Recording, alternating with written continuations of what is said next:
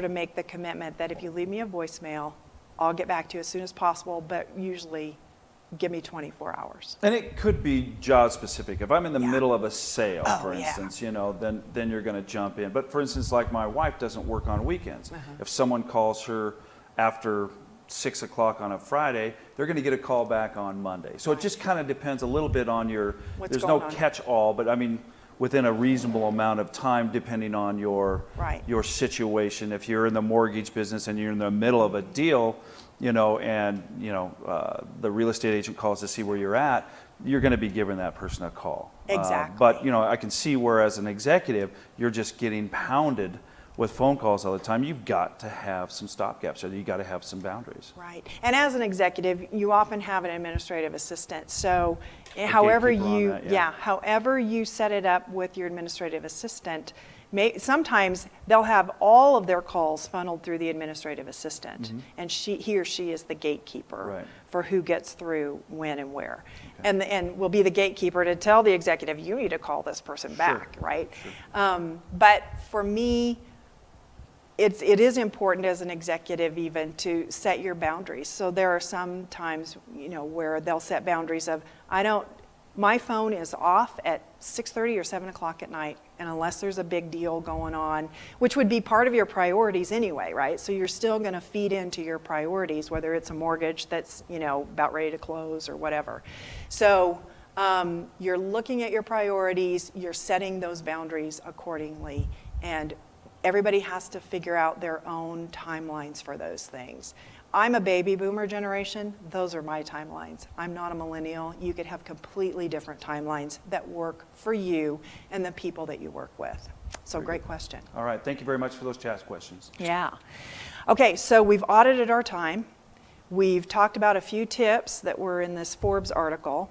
And the next thing that I suggest is that you now go back to your leader's dashboard and you start to create your ideal work week.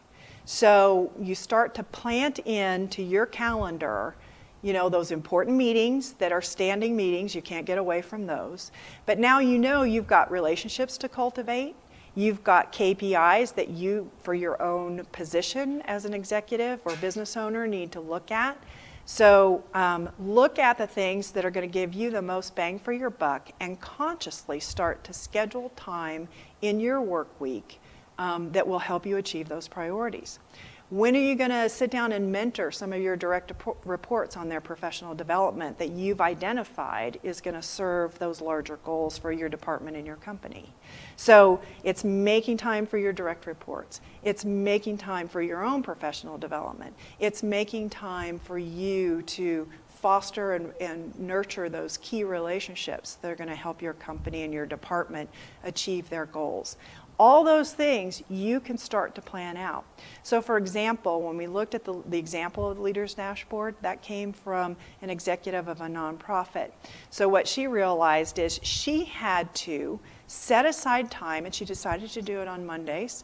She set aside time to write handwritten thank you notes to their very, very top donors. So whenever a donation would come in, she would have that time set aside on Mondays. That was the time when, if she had to respond to people with thank you notes, she had it on her calendar and she did it. She didn't have any thank you notes to write that day. Hey, bonus, right? I have a free half hour or whatever it is she scheduled.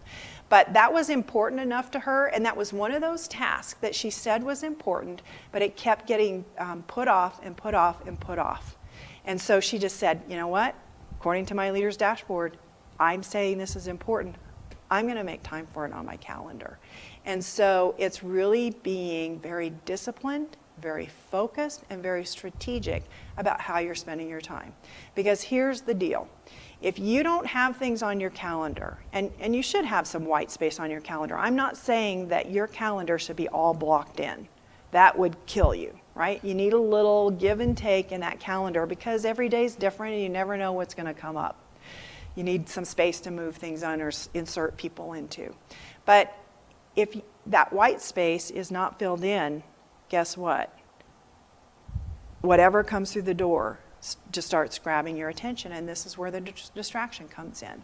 So you've got to carve out space on your calendar for these very important things. Because when I schedule something from 3 to 3:30, because it's an important priority, I'm going to meet with Bob because he's my direct report, and I want to talk to, it's our time together to get caught up on what's going on in his area or with his tasks, and for me to spend some time with him on maybe some professional development, just mentoring.